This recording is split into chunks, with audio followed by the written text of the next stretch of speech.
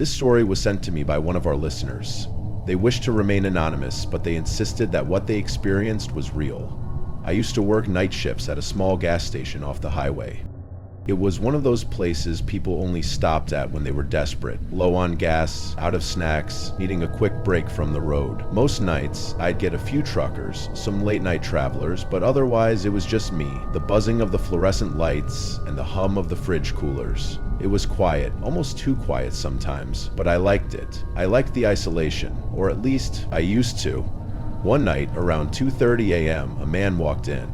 At first, I didn't think much of him. Just another traveler passing through. But as he stepped under the store lights, I felt something tighten in my chest.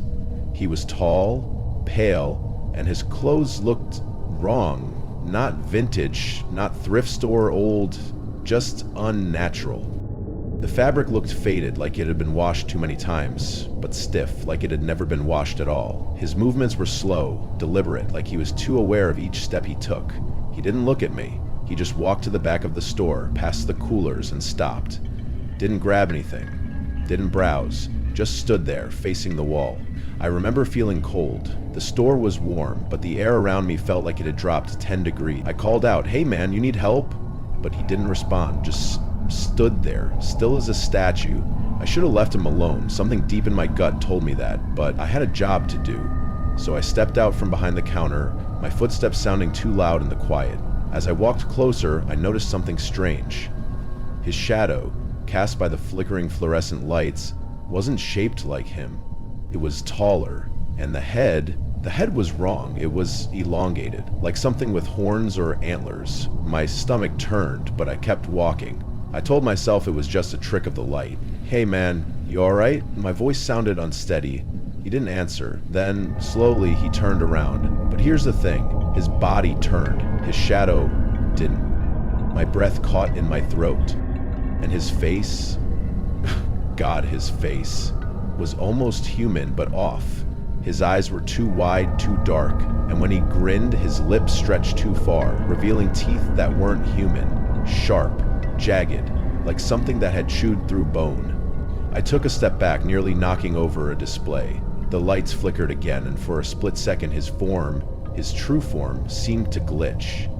Something taller, something hungry. Then, just as quickly, it was gone. He was back to his human shape, smiling at me, his head tilting just slightly. "You should go back behind the counter," he said. His voice was smooth, almost kind, but there was something in it that made my skin crawl. I didn't move. I couldn't. My feet felt cemented to the floor. Then he took a step forward and my body finally listened to my brain. I bolted. I ran back behind the counter, fumbling for my phone, but the second I grabbed it, the store went dark. Everything, the lights, the fridge coolers, even the humming that had been constant in the background, silence. Complete and total silence. My phone screen wouldn't turn on. The register was dead, and the only sound I could hear was my own breathing. Then, a whisper, right behind me. I said, "Go back behind the counter." I spun around, but he wasn't there. The store was empty. But I knew I wasn't alone. The cold was worse now, like something was pressing against me, draining the heat from my body. I forced myself to move, to grab the emergency flashlight from under the counter. My hands were shaking so badly I almost dropped it. When I clicked it on, the beam cut through the darkness, landing on the back of the store. And that's when I saw it. Not him, but something else. The shadow. It was still there. Still standing, even though there was no one there to cast it. My breath hitched, the shadow twitched, jerked. Then it started moving. Not like a person. There were no footsteps, no shifting of weight. It just glided, coming toward me, growing larger. I wanted to run, but where? The exit was past it. The back room was locked. I was trapped. The flashlight flickered. The shadow was inches away now. I could feel it. Cold, heavy, wrong. Then the lights came back on, the store hummed to life. The fridges buzzed, my phone lit up with notifications, and just like that, the shadow was gone. The man was gone. The store was exactly how it had been before he walked in. But I knew better. I checked the security cameras, needing proof that I wasn't losing my mind, and there he was, standing outside, watching me through the glass. But here's the part that still keeps me up at night. On the footage, his face was blurred. Not like bad resolution, not like motion blur. It was like something Didn't want me to see what he really was. I quit the next day. The manager asked why, but I didn't bother explaining. Who would believe me? I drove past the station a few weeks later, just out of curiosity, but when I looked toward the glass doors, he was still there, standing, watching, smiling, and that's where the story ends. The listener never sent me another message, no follow-up, no explanation, just silence. Maybe they moved on, maybe they forgot, or maybe, just maybe, that thing never stopped watching them. I woke up in the middle of the night, or at least, I think I did. My eyes were open, but something felt off. The walls around me seemed to shift, stretching and shrinking like they were breathing. The clock on my nightstand said 3:33 a.m., but when I blinked, it flickered 3:34, 3:32, back to 3:33. My chest tightened. My hands felt wrong, like my fingers weren't where they were supposed to be. And then I noticed the shadow in the corner of my room.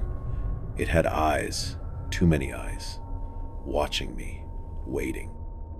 My phone buzzed. I grabbed it, my heart pounding. A message, no name.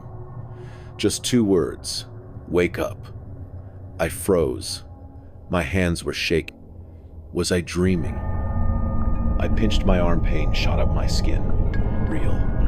But before I could breathe, another message came through. That won't work. Try again. My stomach dropped. My reflection in the mirror across the room, it wasn't right. It was smiling. I wasn't. I wanted to look away, but I couldn't. The grin widened, and then it whispered. I didn't hear it with my ears. I heard it in my head. You're getting closer. The room flickered, like reality itself had glitched, and suddenly, I was back in bed waking up. But the clock, it said 3:31. My heart was pounding so hard I thought it might burst. My phone buzzed again. One last message. You'll never wake up. You're mine now. The whispering grew louder. It turned to laughter. And then, my reflection moved. It took a step forward out of the glass. Its voice, my voice, whispered in my ear, "Go back to sleep."